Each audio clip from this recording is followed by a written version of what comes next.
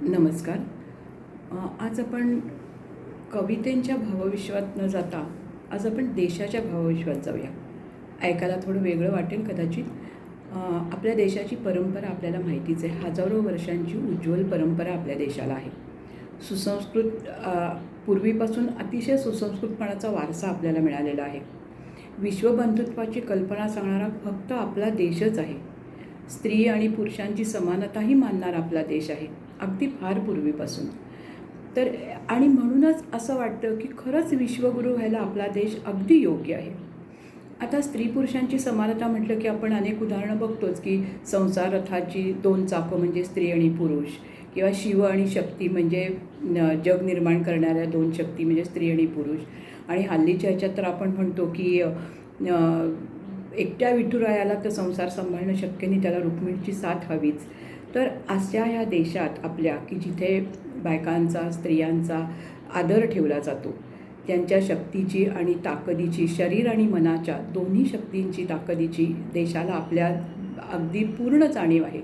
तर असा आपला देश आपल्या लेकी आणि सुनांकडून काही अपेक्षा ठेवू नाही.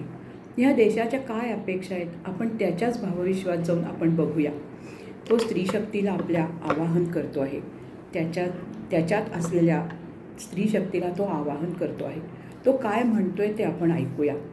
तो म्हणतोय, हे स्त्रीशक्ती होय जखमांनी, आणि हे आत्ता मी तुम्हाला वाचून दाखवणार आहे. कवितेसारखं पाठ नाही तर ते वाचून दाखवणार आहे. तर तो देश आपला म्हणतोय, हे स्त्रीशक्ती होय जखमांनी जर्जर झालो असलो, वेदनांनी आतडी पिळवटून निघत असली, असंख्य बाण अंगात रुतले असले, शरीराचा दाह होत असला, तरीही घट्ट पाय रोवून मी ताठ उभा आहे एकाच आशेवर.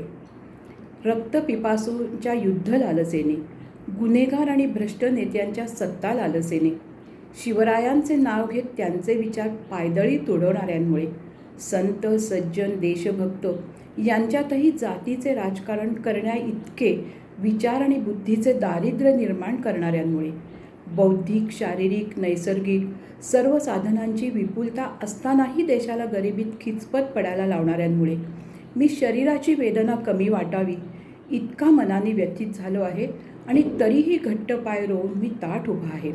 हे आदिशक्ती, मी तुझ्याकडे आशेने बघतो आहे.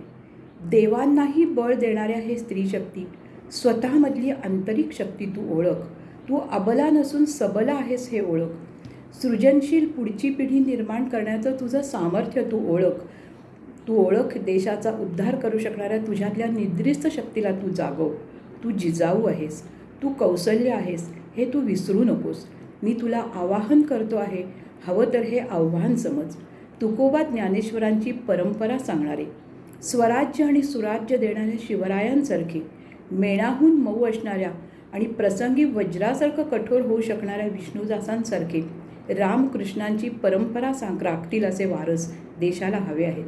हे स्त्रीशक्ती, तू वीरांगना आहेस, तू रणरागिणी हो, तू दुर्गा हो, सिंहाची निधडी छाती असलेली, शरीर मनाची सशक्तता लाभलेली, स्वार्थापासून मोहापासून दूर असणारी पुढची पिढी देशाला हवी आहे.